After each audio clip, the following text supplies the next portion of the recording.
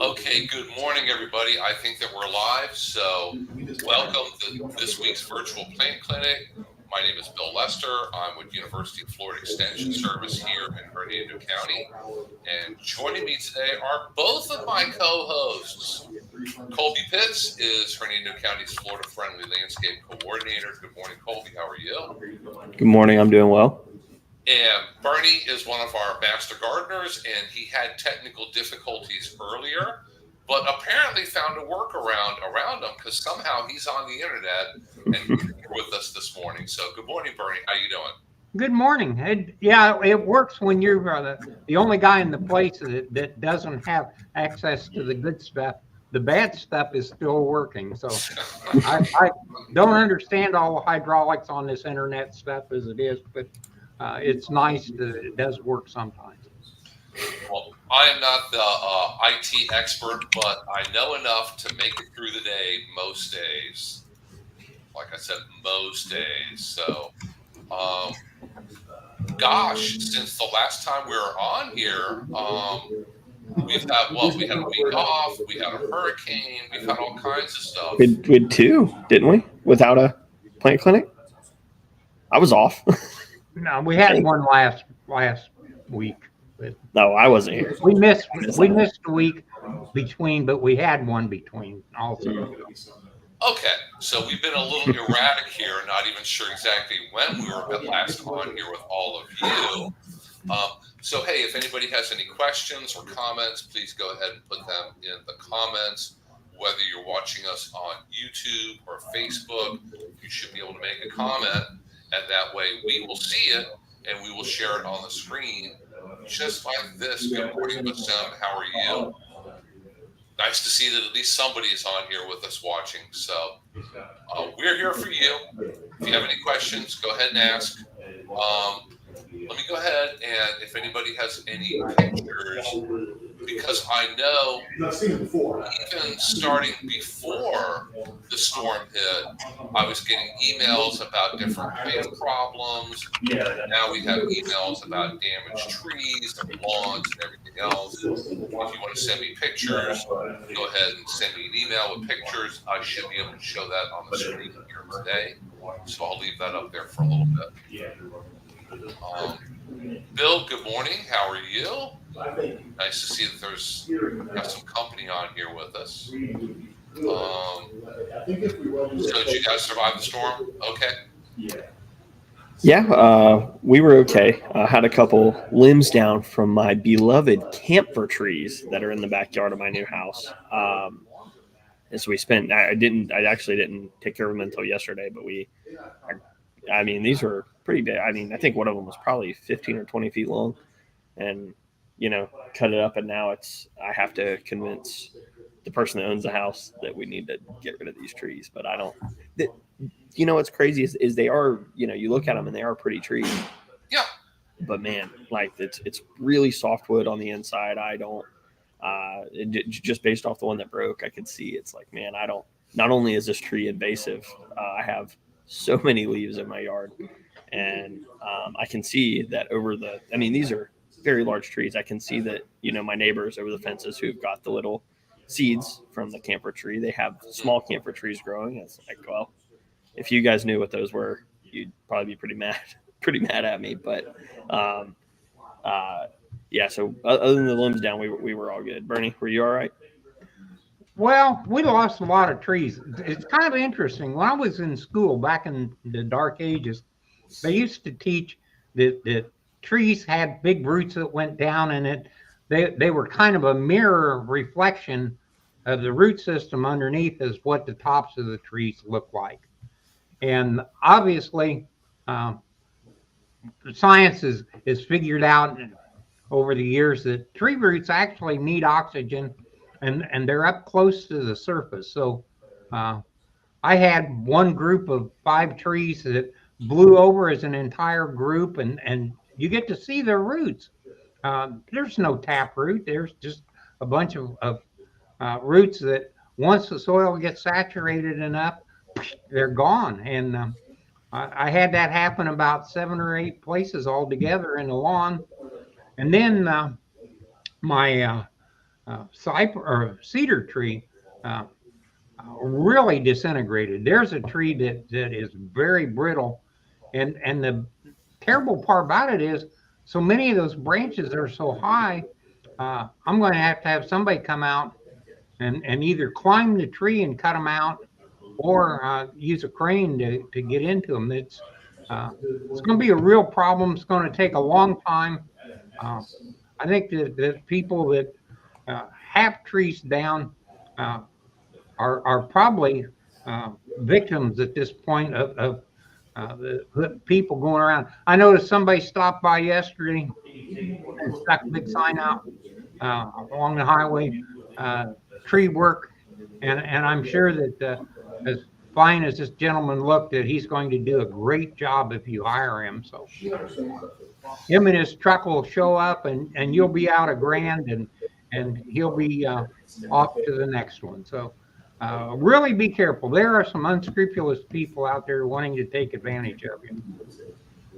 Yeah, I noticed near my house in Spring Hill, the only two large trees that I saw come down were both China berries, and they're invasive also. Mm-hmm. One neighbor had a China berry that broke right at ground level, and the whole thing came down, blocked the road, big mess, and you can see the stump in the ground right now.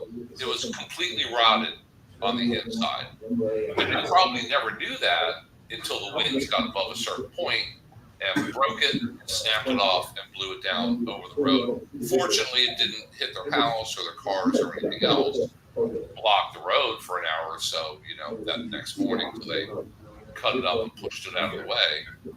So a lot of times these invasive trees that we recommend not growing, along with them dropping seeds and spreading into wild areas and forested areas, tend to be brittle trees. Also, they don't stand up to hurricanes very well.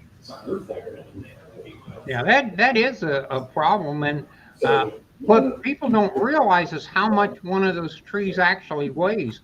You go out with a chainsaw and you take one of those big trees and you cut a 1 foot section of the trunk out, and I can't lift it. I mean, some of those trees, a 1 foot section of trunk weighs 80, 90 pounds. So, that's getting kind of nasty material. Or if you're going to have to cut up 40 feet of trunk like that, you're better off to have somebody come in that can load it and do something with it. Either that or burn it in place. Yeah, I'm waiting on the burn ban to go up. I got plenty of firewood for the cold season just off of those limbs that fell from my tree. The county did a remarkable job of clearing the roads. I have to really compliment them. There were some mammoth trees down in my neighborhood, and they all got taken out pretty quick. I would say that all the major roads were passable within the first 24 hours. So if you lived on one of the roads that had other problems, I can understand that. But the major thoroughfares were all open. They went through and at least got it off the roadway. So I appreciate the doing that. I'm amazed that the reaction time was so short. But the county does some pretty good things. We have great people that are in those departments, and when it, they may not be the most excited during normal hours, but when an emergency pops up, they really stand up, and you can't ask for anything better than that. Yeah, I can tell you just from my experience, we have a lot of folks over here at utilities that have worked so much over the last couple of weeks, and it's all a preparation thing. It's all we get a lot of information, telling us like, hey, be ready for this, and there's a lot of moving parts. It's not an easy thing to do a lot of that disaster response, but I think in general we do a pretty good job with a lot of it. Yeah, if you drove around and saw what the power lines look like, I think they did an amazing job getting the power back up. Even there was one place along Ayers Road where there were like the wires for about 6 poles were down, and those poles were under. There was water underneath them. I mean, it's 4 foot of water underneath the poles, and they still went in and got the lines back up within 3 days. That's pretty amazing that uh, you're bringing in people from out of the area to do that work, and they have the same dedication as if they were local. So Oh yeah. a lot of great people step up. You get to see who the good guys are. Oh yeah. My so two of my brothers and my dad and my stepdad all work in the power industry. So my dad's a GF, he's a lineman. Both my brothers are linemen, and they have been just, man, they've been all over the place. They were up in North Carolina, and then right after coming back here and doing the same thing. It's a tough profession. I got a lot of respect for linemen, and they did a pretty good job. I was lucky enough not to lose power during either storm, but even the folks I know who did lose power, luckily, thankfully, got it back relatively quickly. Yeah, we never lost power this last storm either. I still can't believe it. There were a few times it flickered, but we have good lines in the neighborhood, or they've done a good job of maintaining the trees or something. But Well, ours flickered once, and based off what I know about it, to me it felt like a tree branch fell on the line, burns up. It takes it just enough time to burn up that short, and then it's back. And that's all we had, thankfully, because I was really, really prepared to be out of power for a few days. So were we. We have a generator. We have everything we need right here. I did learn that when the wind gets above a certain wind speed, our pool cage over our pool groans. Oh. I stepped out back, and it's groaning in the wind. I'm thinking, is that going to move? Is that going to go somewhere? And I went back inside. So I grew up living in really old houses. There was a while that I lived in two different houses that were both over 100 years old. And anytime it wouldn't even have to be a storm, the wind just kind of blowing a little bit, and the house starts talking to you. And I don't know how good I feel about that. Yeah, most people don't realize that the fuses that the power company use explode, and it has to do with the fact if you use a regular fuse, when it melted, it would just arc over and it wouldn't really break the connection. So in order to guarantee that they break the connection, they have these explosive fuses. They go boom. Everybody thinks that's the sound of a transformer blowing up. And that night, it was going boom, boom, boom, boom.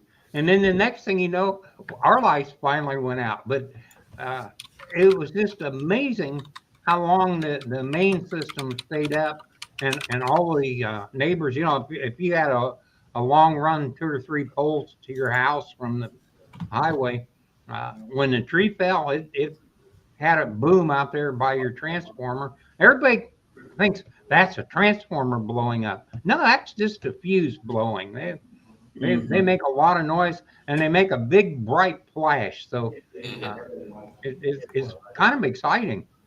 Yeah, and it's really super interesting how those breakers, they have the fuse. You can look up at any of the power lines and you'll see them. It's really amazing, like the engineering that goes into that to keep it from, if one little branch falls on there, that's not enough to blow that fuse. It's got to be some real deal stuff that can't just burn up, because they keep it so that you don't lose power if one little branch falls on and shorts the wire. So it's super interesting. But yeah, one of the main lines gets shorted, it'll reset twice, and if it goes out the third time, it's done. So and that's what we got to see, that it went dark and came back, went dark, came back, went dark, and for 2 days it stayed dark after that. So you can live without electricity, but it's just not as much fun. Yeah. Well, hopefully, we sincerely hope that all of our listeners and all of our viewers didn't suffer any kind of major damage. I know a lot of people have been very, very dramatically impacted by this. And here in Hernando County, we still have flooding issues over on the eastern side of the county. We still have lingering problems over on the western side of the county, over on the coast. So I know that a lot of people are going through a lot of difficulties. If you have any lawn and landscape questions about something that happened in your yard, you don't know what to do about it. Is it going to survive? Is it not going to survive?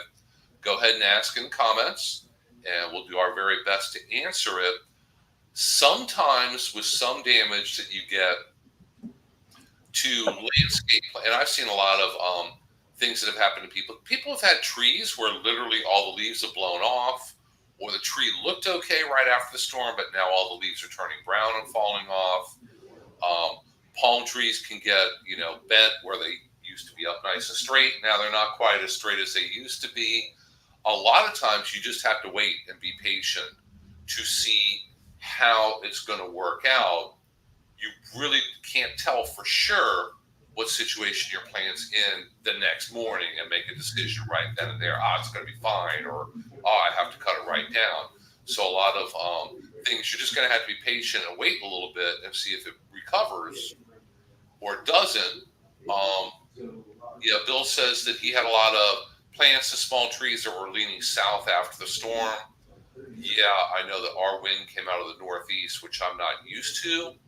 And it got pretty strong here. It got a little scary, and it blew on things that it wouldn't normally have blown on. He's assuming they'll be okay since I staked it back up straight. Most things should be. Obviously, the smaller the plant is, the easier it's going to be to stake it up and have it reroot. Saw some people had asked about trees that were blown out of the ground where the roots are sticking up out of the ground now. In theory, trees can be pushed back up straight and kind of stomped down. They actually do that down in South Florida, down in Homestead, because a lot of the avocados and mangoes they grow down there, they have to grow on a bit of a berm, because when they get a huge amount of rain, the tree can't be sitting in standing water, so they build up the soil so the roots are outside of the water most of the time. And unfortunately, sometimes they blow over and they get a bulldozer and they stand the avocado tree back up, and hopefully it reroots and continues to grow. That's South Florida. I mean, these trees grow year round and they grow like weeds down there. So most cases, it's probably not really going to work. So if you had a pine tree or oak tree blow out, it all depends on how big it is. Really big trees, it's really just physically and mechanically difficult to get a piece of equipment that's going to make it stand up straight. And then how do you stake a 200-year-old oak tree so that it stays standing up without causing, a danger or, hazard to somebody? Kind of difficult, unfortunately. And a lot of the times when you try and stand them back up, it pulls the roots out on the other side too. So yeah, not necessarily going to be successful. I did talk to a lady on the phone who had a very large, very old oak tree blow over, and the roots are poking up in the air. And she wanted to get a truckload of soil. She knew that she couldn't stand it back up and get those roots back in the ground because of what Bernie said. They might pop out on the other side, and you can't just go out there with your foot and press the soil down and have it work. She was going to try to get a truckload of soil and cover over the parts of the roots sticking up. I said, you can try, and you know what? It may work, because a lot of those old oaks, and I'm sure Colby's seen this over in Sumter County in a pasture, some of those individual old oaks, oh my God, they'll break in half and they'll fall over and the roots are sticking up and branches lay on the ground and the darn things just don't die. Continue growing. They may look terrible. They have a lot of personality now, but they're not dead. So I said, you could try and it may work, but nobody is going to be able to guarantee that it's going to work. And she is going to have an arborist come out and look at it and give her some more advice on about what she can and can't do to it. We had several several trees in the pasture back in Linden that had fallen over, big old oak trees. And there was, I mean, it ended up when I was a kid, it was fun to just, you can go up under the roots. It's almost like a little cave, and they just stay alive. There's some that I never even saw standing up that have been down as long as I can remember. And you're right, they're pretty resilient. Got to be to live, hundreds of years like that. I feel like. Yeah, in Florida. Yeah. Tough environment here. Yeah, you really need to use an arborist. If you've got a tree that's got some damage, instead of these people that are driving around looking for prey, an arborist is a true professional and will give you a straight answer. There are times when they'll recommend saving a tree that maybe you think has no hope, and other times trees maybe look fine, but they're very dangerous, and it takes a true professional to know those things, and it also takes somebody that isn't just there to cut your tree down and put it in their trailer and haul it off. So yeah, I really really recommend these people that are arborists, and it may be a little hard to get one out right away. I mean, let's face it, everybody that's in the industry right now has more work than they can do for the next 6 months. But if you can get an arborist and get some really decent advice, that's absolutely the way to go. it is, and they are certified with the International Society of Arboriculture, or ISA, and they have to take a test, and they have to know all about trees, and they're going to be able to give you the best advice. Because like I said earlier about that Chinaberry tree that was completely rotted out down at ground level in the center, I'm sure it looked fine on the outside, and the homeowner never would have guessed that it was rotted. But if you have a good arborist look at it, they probably would have caught that and told the homeowner, oh, well, it's probably, you really want to get this taken down now before the storm. And fortunately, it fell where it didn't hurt anything. But I've noticed a lot of times if you see on TV about trees that have fallen, and, the TV news loves to show a tree that fell on somebody's house or on their car or caused damage. Look real closely. And a lot of times that tree had no green leaves on it, or you can, if it's laying down just right, you can see that there was a lot of rot on the inside. So those are the ones that are going to fall first. Otherwise, really healthy trees tend to be the very last to fall. And finding out that it's rotted out inside and get it taken down before it blows over onto something you don't want it to is a very good thing, very smart thing to do. Yeah, we had a really big oak tree taken out just because it had the narrow crotch angle, and those are really disastrous in oak trees. That's a real common thing in laurel oaks, and when half that tree falls, you're looking at 2,000 pounds that going to fall right on your roof or whatever. I've lost enough stuff from that, so better safe than sorry in that situation. Yeah, we'll have to get some tree experts on here. Let's see, we all going to be here next week? Yeah, I may or may not be here next week. I'm not sure yet. But I'll go ahead and we'll plan on having some tree experts on here as guests to talk a little bit more about trees, tree maintenance, tree safety.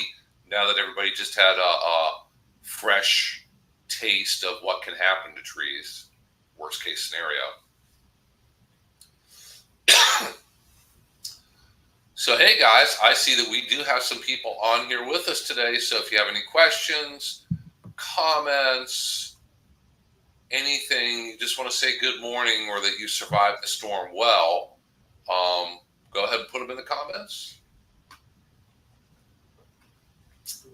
And, I do have something that I can share here. And Bernie would probably like this. Let's see, I don't want to click on that. I want to click on this. So, share screen.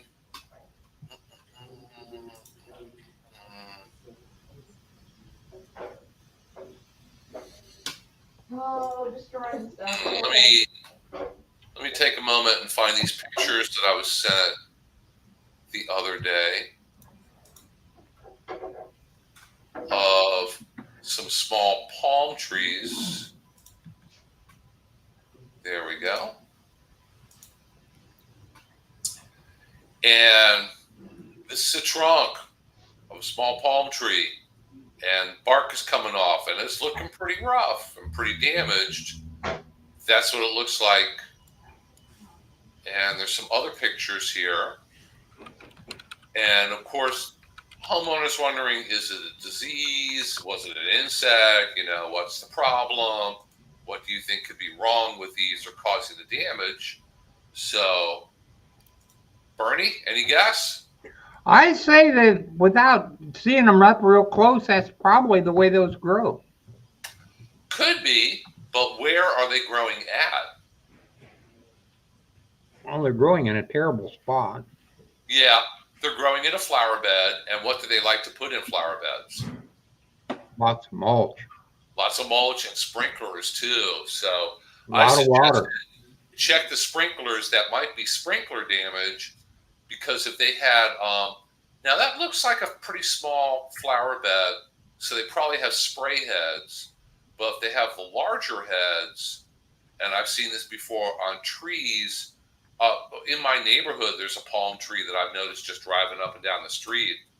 Oh my, it's a queen palm, I think. Oh my gosh, it's got a huge chunk of bark blown off of it because the sprinkler head hits the trunk.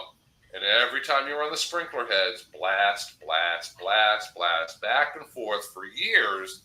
Eventually, a sprinkler head will blow bark off the palm tree and start to cause more internal damage. And, you know, that's another thing that could snap or blow over in really high winds, is that weak point now.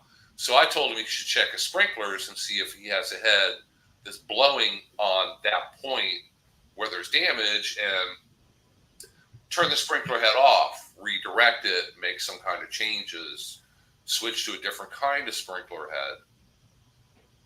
You know, that's another one of those things that if that is a sprinkler problem, that means that they're spraying on the landscaping at a high spot, which isn't good for the landscape, isn't good for anything.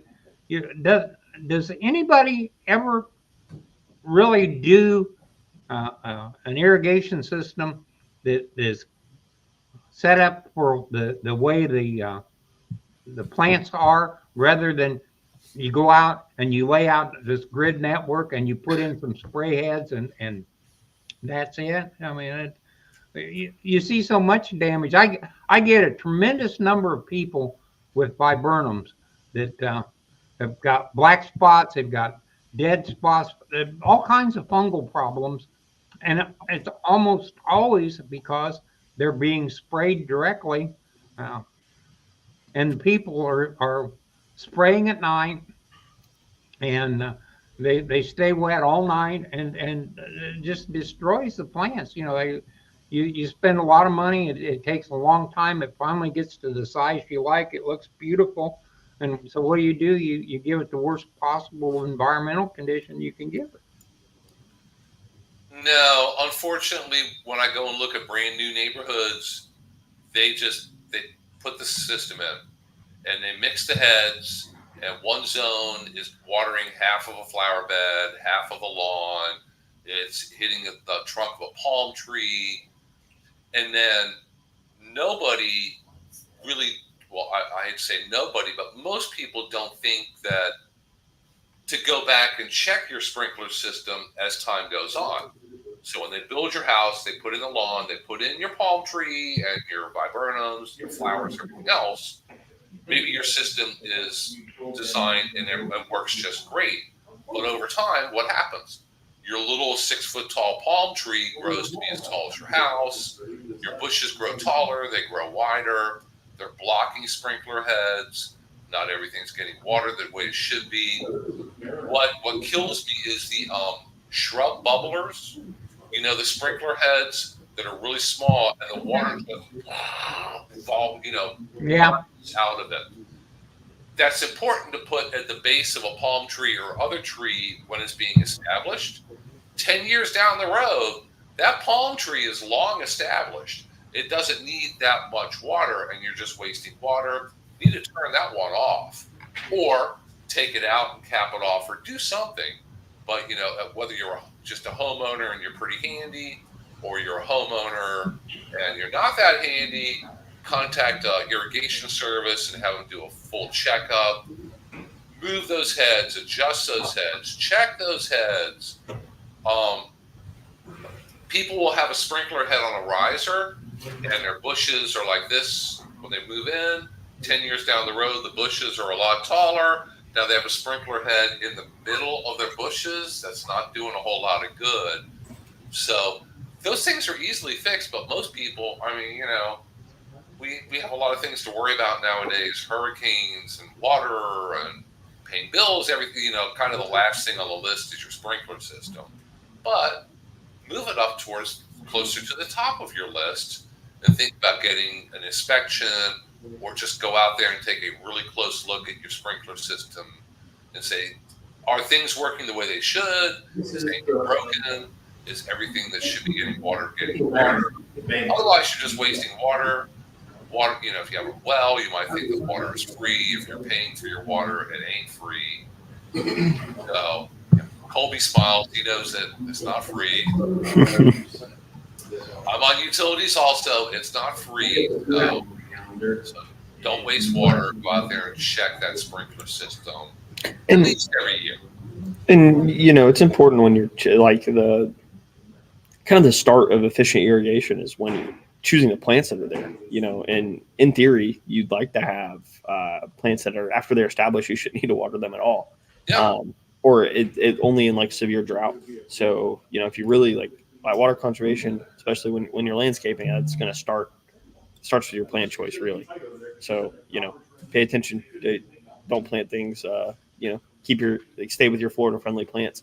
That's like 90% of efficient irrigation. I feel like it's just not having to do it. Yeah, because after things get established, things that do not ever need any irrigation because they're going to get plenty from natural rainfall, unless we're in an extended drought. In that case, you may have to water it a little bit. But hardwood trees, your oak tree does not need to be watered once a week. If it's 20-year-old oak tree, any other trees, really, palm trees, larger established palm trees, don't need extra watering. Most hedge bushes don't need extra watering. So I have a holly hedge here, viburnums. We see more dead viburnums by the end of summer from overwatering than we ever see from underwatering. So they don't need any extra water. The things that are going to need irrigation is your turf grass, and then any kind of annuals you might have, small flowers, smaller, decorative, attractive plants. They have a shallow root system. They're going to need some water. But the other things, once they're established, they don't need more water.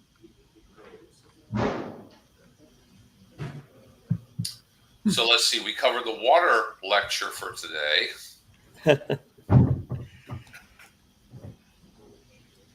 So we have a quiet group watching us today. I'm sure a few people are still maybe without power, internet problems, got their hands full with getting things back in order.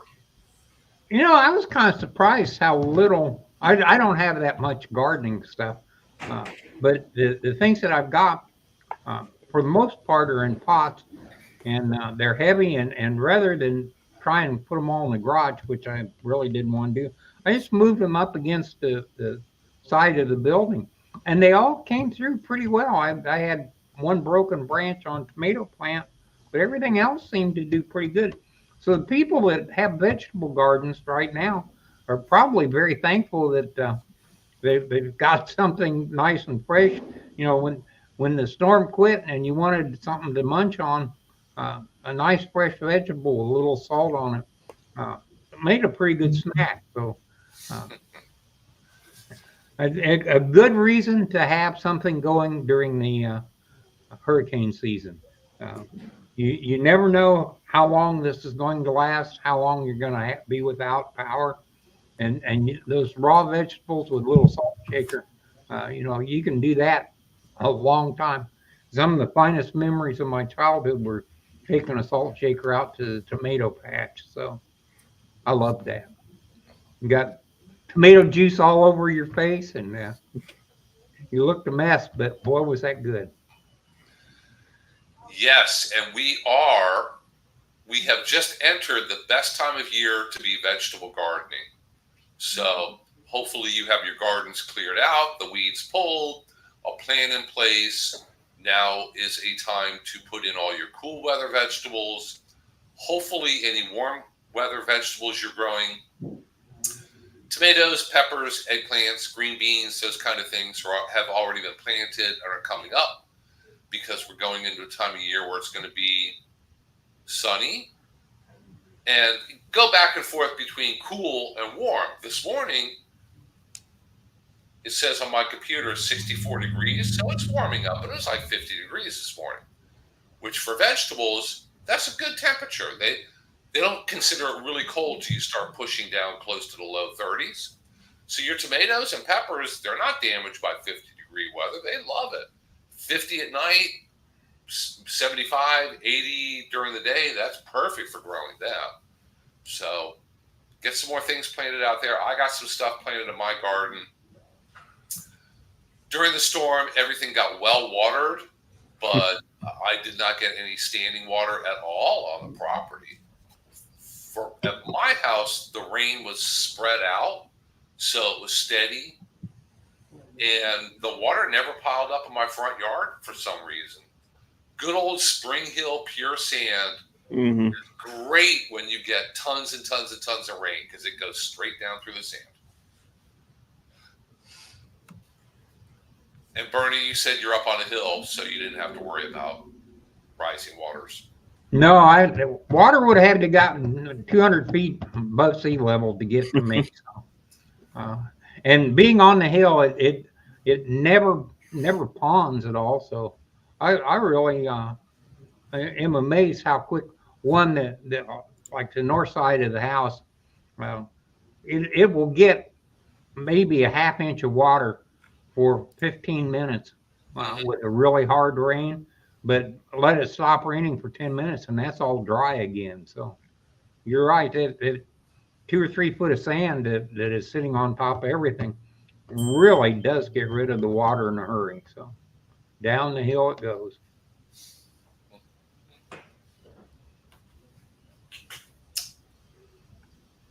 So let's see, I've had my email address up there for quite some time. If you guys have any questions or pictures you'd like to share, go ahead and shoot me an email. I should be able to open it and share it on the screen here. Let's see, my emails are piling up, but no pictures.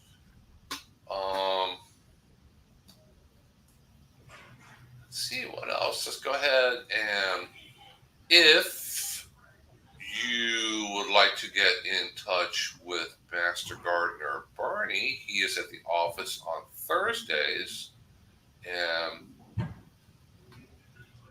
there is our office phone number. So if you'd like to call Bernie because you have a lawn and garden question, feel free. He's there every Thursday pretty much. Not Thanksgiving, and maybe not 1 or 2 other Thursdays during the year, but almost every Thursday. And as always, please be sure to follow us on Facebook. All of our upcoming events we put on Facebook. We always make Facebook events for them, so that's the best way to follow along with all of our online classes, in-person classes. We have, for Hernando County residents, rain barrel classes, compost bin classes. And if you're thinking, wow, that sounds interesting, I want to know more about how to sign up for them, if you go to Colby's link tree here, and there's the link, he has all the information you need about registration, cost. There is a cost for rain barrels. The compost bins are free, but you have to be a Hernando County resident. So all the information, details, registration, sign up, that's all right there. And I know that Monday evening we have one of our classes. And this is a really great opportunity for those of us who work during the day. to get over and get yourself a compost bin and a rain barrel. Most of the time it's a lot easier for us to do them during the day. So these tend to happen in the mornings, and not everybody can make this. We try every once in a while to do one on the weekend or in the evening. So this one will be at 5 p.m. actually over at Extension office, because typically they're at my office, but due to the election, we weren't able to do it there this time. So, like I said, it's a really good opportunity to get one if you're not able to make our typical morning times. Bill, what's the latest on the county's compost program? I'm glad you asked. The last that I asked is they're hoping to have enough compost to make it available to Hernando County residents shortly after New Year's. So after the new year, keep your eyes open, follow us on Facebook, keep tuning into our virtual plant clinic here, either live or recorded after the fact. And we'll be letting everybody know when free compost is going to be available to county residents. Yeah. And compost is the absolute best growing medium there is. Has all the nutrients and it has all the microbes. So everything you need is in there, and beats just plain fertilizer by a mile. So I really cannot overemphasize using compost is the way to go in these sandy soils. It solves so many problems, makes everything so nice. So you heard it here first. After the first of the year, the county is going to be in the compost business. Make sure you write it down and be one of the first to be there. And they made pretty good compost too. I got a couple buckets of it because I have friends, I guess, in the right place, and worked it in the garden. Very good looking compost. So we got a question. So Ann says, no time for gardening yet. I was supposed to plant a few weeks ago. What can we suggest last minute? My family has had a lot going on with the hurricanes. Sorry to hear that. I know a lot of us have, even if we haven't been impacted. A lot of people are volunteering to help others, and you have family, friends, other people you might know. So some things that you could put, well, really this time of year going into October is when you would want to start planting all those cool season things.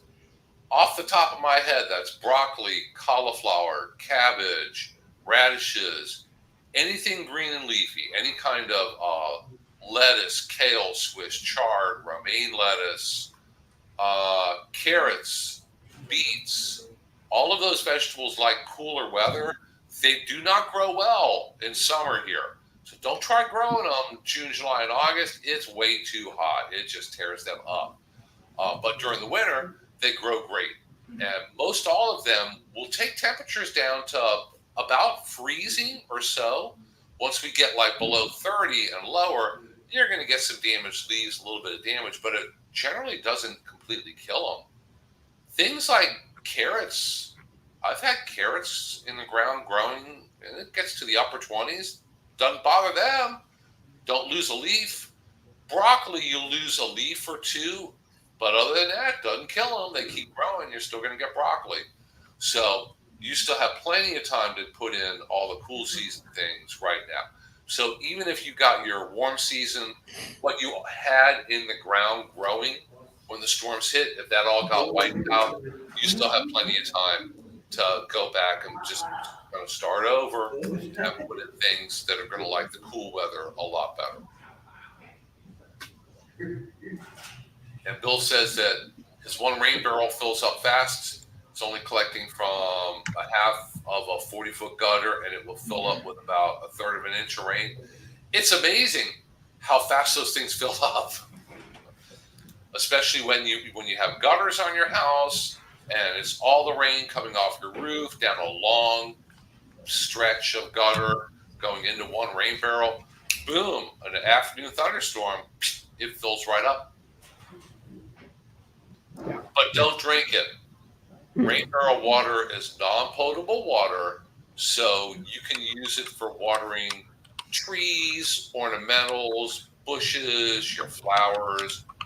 If you lose water during a storm, you can use it for flushing toilets. It's fine for that, but you don't want to be drinking it. It's actually much better for the plants than the tap water, especially the well water, because the pH generally is lower.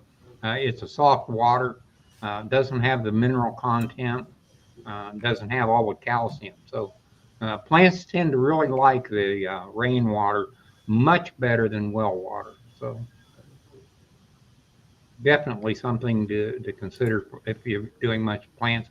And house plants thrive much better because you don't get the salt built up in the containers like you would using well water. Yeah, we do have pretty alkaline water here. Even the municipal tap water, I know that we had a hot water heater go bad once before, and he pulled the element out, and the element's just a piece of metal that gets really hot and makes the water hot, completely covered with limestone, basically. So over time, it adds up. But tap water and well water is fine for growing your plants. It's just the rainwater that you're going to save and use for a rain barrel is better.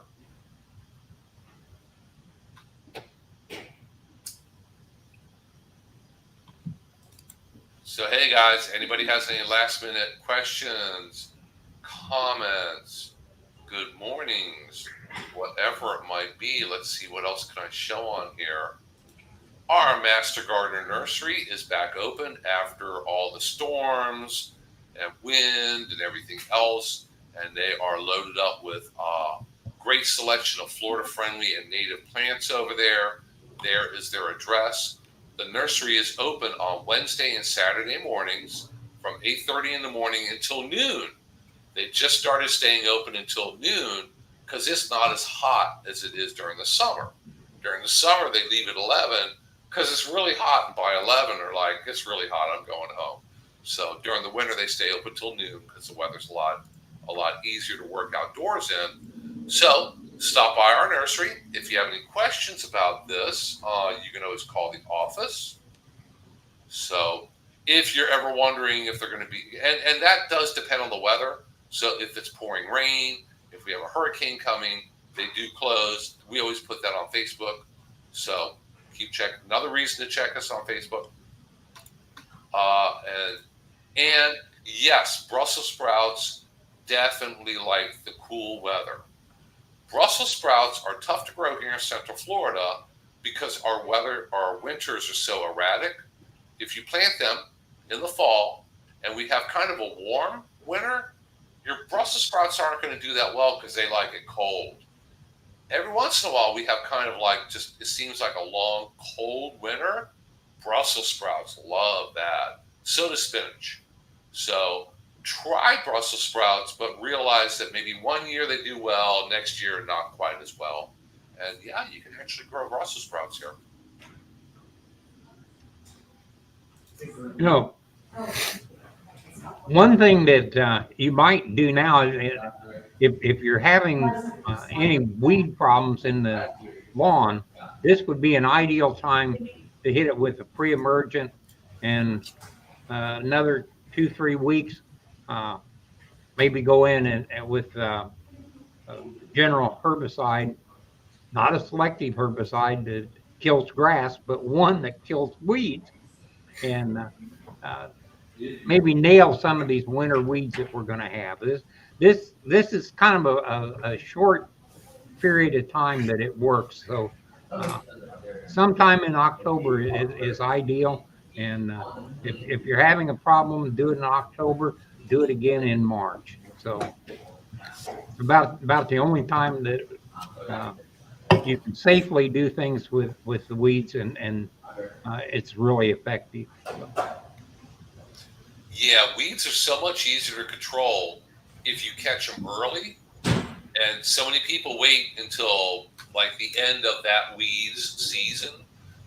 Like I never get calls about sand spurs until about September, because they're fully grown and fully mature, and the sand spurs have gotten really, really hard, and now you're stepping on them, your dog is stepping on them, everybody's limping, and sand spurs are at the top of your concern list. Best time to control them is way back in February or March, before they've germinated and come up for that summer. To control them then, you're going to have fewer problems later on at the end of summer. It is funny, you mentioned the sand spurs. Those sand spurs, like those are the seeds. It's spreading by the time that they're hard and poking you. This is, in theory, technically dead plant material that has that seed on it. So just like think about it logically, it's already dead. Like the thing that you're trying to deal with, and these weeds they die off. So if you're trying to handle this at the end of its growing season, it's not. It's what you're saying. It's weeds especially. It's all pre-emergent. You're spraying the weeds when they're the problem. You're already too late most of the time. Exactly. If they're big enough where you really notice them, you kind of missed the boat. It's too late. Mm-hmm. And then with some of them, like sand spurs, because they die over the winter. So why are you going to spend the time and money and effort to go out and spray weeds to kill them that are going to die in a few weeks anyway?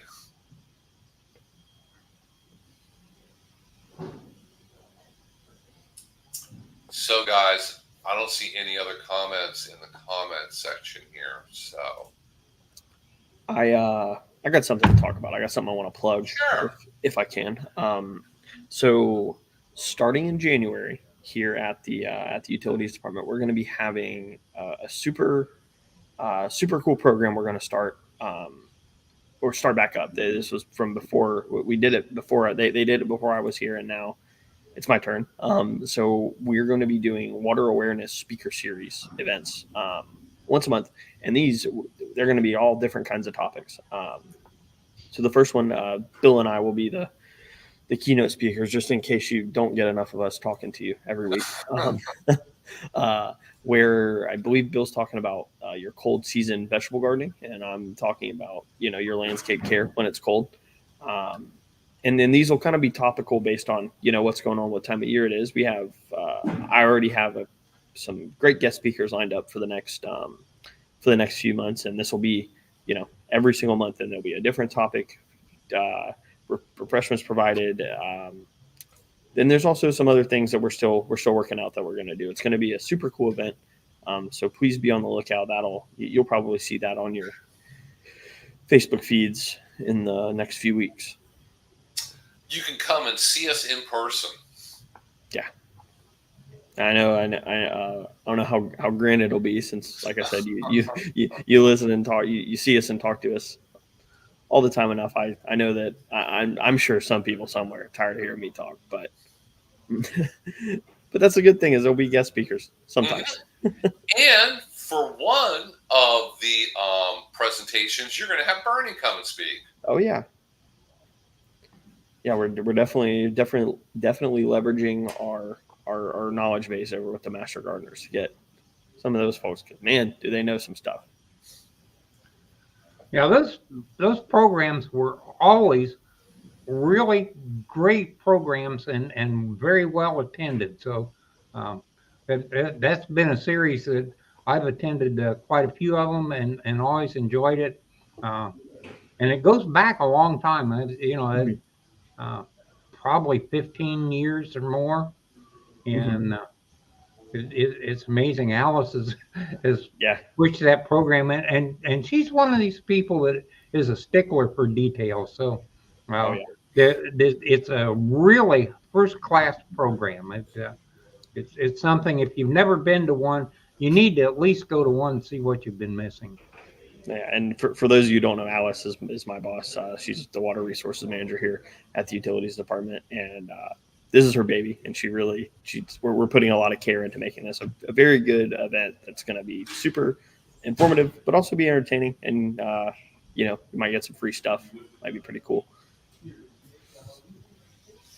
They always have good free stuff too. Oh yeah, I got all kinds of free stuff. Are you going to have cookies? I think it's cookies. There might be donuts, coffee. I'm actually Oh, that's the one thing that I haven't taken over yet. I haven't taken over the refreshments. That would still. Okay, make sure you have cookies at least. Okay, you probably noticed that I put a link to a very short survey in the comments, and I'm showing it on the screen here also. So if you have never taken our short, easy to complete survey, if you could do that, that would be great. So I'll put the link in the comments. Just click on the link. It goes to a secure Qualtrics survey site. That's the service that University of Florida uses.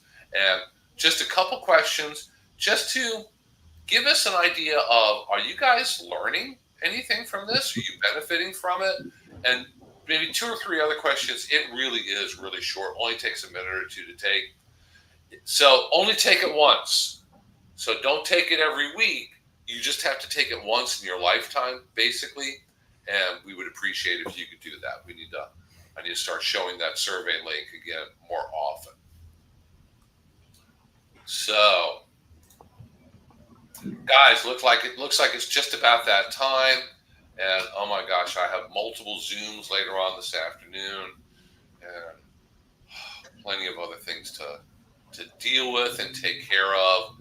So, for everybody watching us, thank you so much for tuning in and joining us. If you guys didn't show up, we would eventually get bored, probably not show up also.